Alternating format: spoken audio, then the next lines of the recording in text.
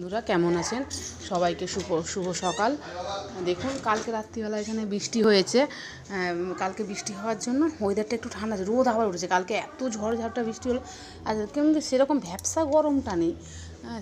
ওই জন্য আজকে বেশ ভালোই লাগছে। আবার কালী পুজো বাড়ি আমাদের নিমন্ত্রণ আছে, ওই জন্য সন্ধ্যেবেলা যাবো। এখন মানিকের কাল থেকে একটু শরীরটাও খারাপ ছিল, ওই জন্য মানিককে বলি তাহলে একটু আদা আলাল ভাতে খাবি, আর মাছ আছে বাবাকে ঝাল করে দেবো।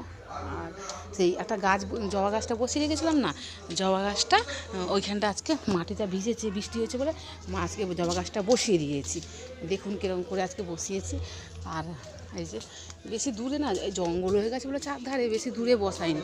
দেখুন এই যে সামনাসামনিই বসিয়ে দিয়েছি। দেখুন এই যে এইখানটায় বসিয়েছি, কত দূরে যাবো, এই যে এইখানটায় বসিয়ে দিয়েছি গাছটা। এই যে এইখানটা বসিয়ে দিয়েছি।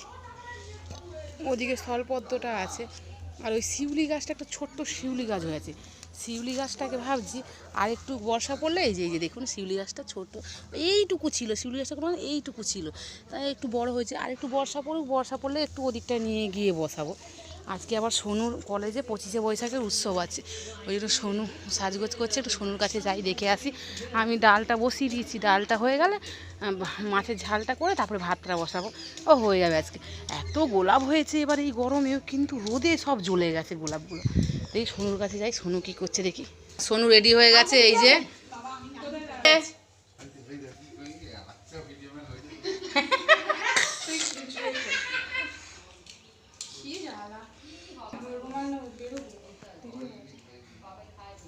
অত সোনু এ করি হ্যাঁ, দাঁড়াও না, এমনি তোল না, এমনি তুলেছি। কি বাবা কি মুখটা বাজে লাগছে।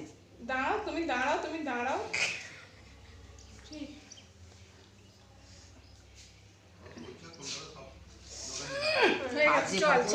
আরে আমার হিলটা তো এনে দে, হাই তো আমার হিল কোথায় আছে? এই আমার ওই একে তাড়াতাড়ি দে বাবা, সব বোনাস করে দিলি তোর নে পুরা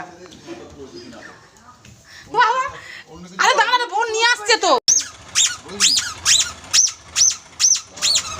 হ্যাঁ এবার সোনু গেল, কাকার সাথে চলে যাচ্ছে, আসার সময় হেঁটে হেঁটে আসবে।